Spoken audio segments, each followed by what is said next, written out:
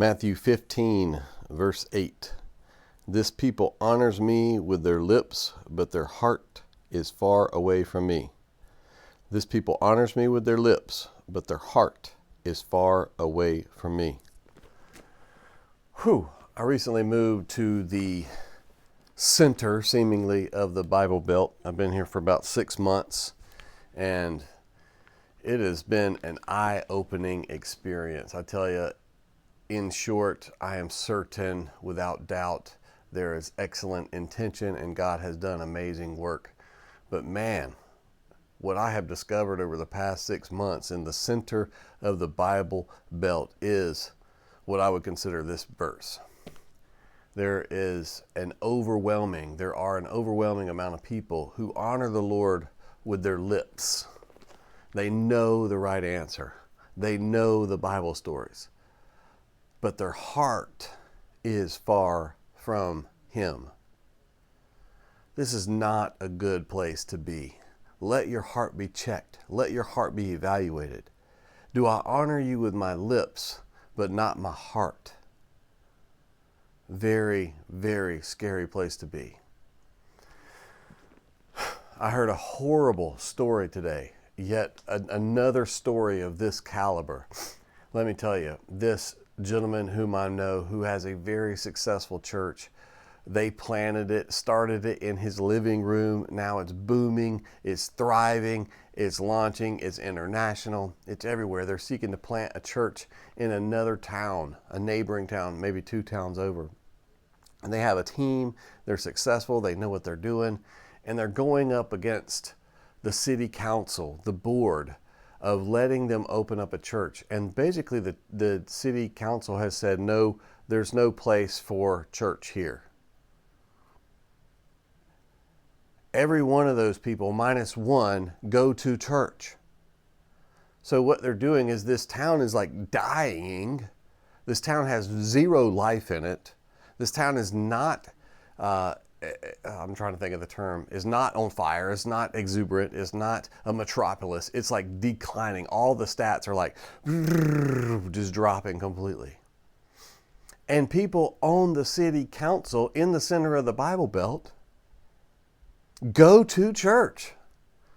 And this guy and his whole team of people who are there ready to come in, rent out a building that has not been rented out in years for a church, and they're saying, no, it's not zoned for churches. Did I already say all those people minus one that are there in that city council go to church, attend a church? But see, that's the challenge, that we honor Him with our lips. We honor the Lord with our lips, but is our heart there? Like, what if Daniel from the Old Testament would have not subscribed to the Lord? He would have fallen in line with culture. What if any of the Old Testament heroes would have fallen in with culture, or even the New Testament? But see, we have to be prepared in season and out of season. And you see this in the science community, you see this with lawyers, you see this with any prestigious area. They hold their faith, and their faith is there and it's true, but it's almost like these Bible stories that they've been taught, but it's not inside of their heart. It's here, they know the right answer to say, but it's not here, inside of their heart. Knowing facts about the Bible does not make you a Christian. He has to take place here, so that when you are called on, when I am called on to stand up for a moment of righteousness, such as voting for other people to let a church take place in a dying town, you stand up and you do the right thing. You see this in the medical community quite frequently. All these people are all believers. Everybody, have they grown up in church? They've been baptized in this, baptized in that. But when it comes time and they're in front of their peers and they're in front of their science community and they're in front of all this, they'll take a back seat on sensitive topics. Homosexuality, abortion, all these topics they'll want to take a back seat on and hope that they don't get called on. No, man, no. You've been born for such a time as this. Prepare in your heart a stance of righteousness. Prepare in your heart a place where you're going to serve the Lord, and that you will, in that moment, say yes to something. Say yes to the Lord and no to unrighteousness. So in this particular case, there's no zoning in this whole town for a church, and the town is dying. And this guy, he wants to come there and put a church there, and he has the resources to do it. And yet the town reconvened specifically for this purpose, and only one guy changed his heart. He said, no, this is not right. I think we need a church here. Only one.